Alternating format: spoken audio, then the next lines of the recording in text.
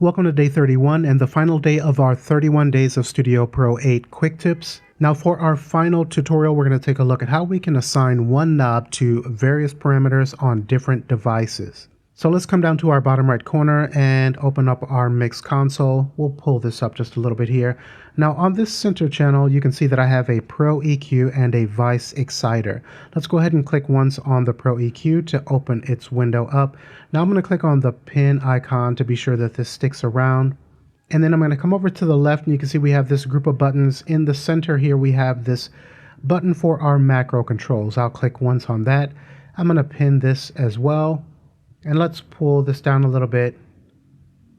And we just want to open up our Vice Exciter and we'll pin that as well. So what I'd like to do is control the high end of this particular loop that I have within the song. Let's actually go ahead and play it back real quick.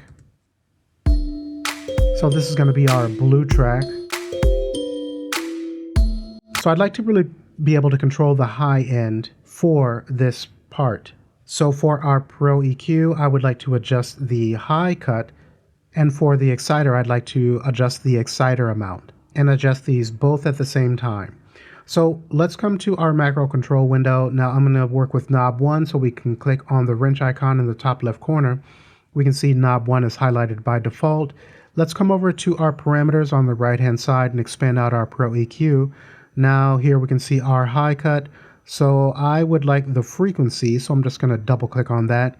And you can see that that's been populated in our target field here.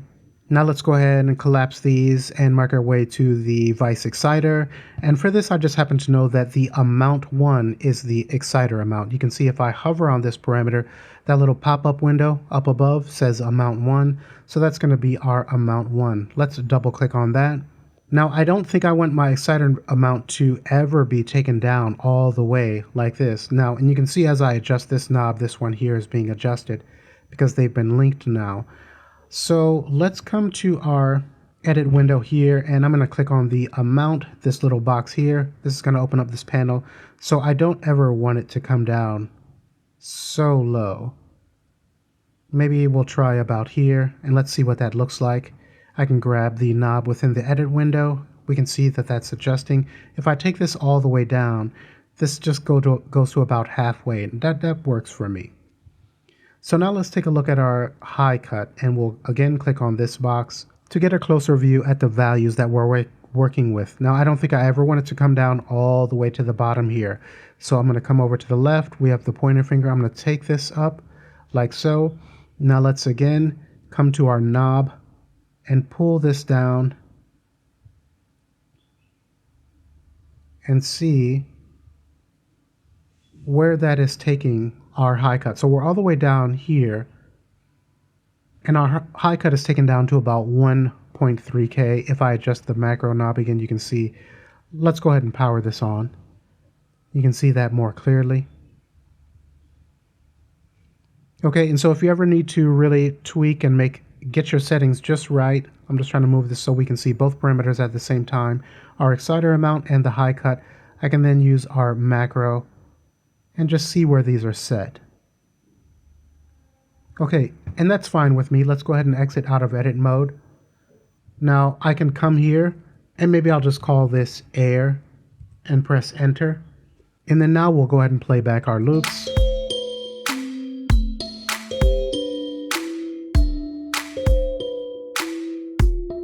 So you can hear that getting much duller.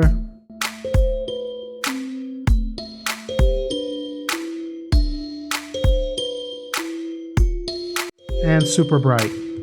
Okay, so you can always tweak and adjust your parameters, coming to the wrench icon again and getting more of a balance, fine-tuning the adjustments, but relative these two parameters that we've selected. And if you have more than that, you can, of course, click on this window again and make final adjustments. You have a reset button here as well. Let's go ahead and exit out of this edit mode.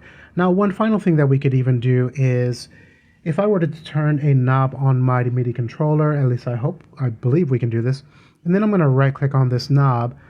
I'm turning knob 1 on my MPK Mini, and we can see knob 1 is showing up here within the contextual menu. When I right click, I can go ahead and select that And then now that goes away and I completely broke everything. So what I wanted to do was assign this to control this knob with those parameters. But let's control Z, and now we've got our adjustments back. Let's right click again. And actually it does seem like these are linked, so let's give a try. I'm turning knob 1 on my controller. Yep, okay. So now you can actually make these assignments to multiple parameters and then assign your one macro knob to a physical knob on your external MIDI controller.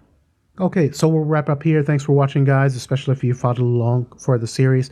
I hope that you have picked up a handful or a lot of great tips. If you'd like to work with me one-on-one over Zoom to help speed up your learning curve with Studio Pro 8 or earlier versions of Studio One, check out the pinned comment below or the description area of this video. Otherwise, I'll see you in the next tutorial.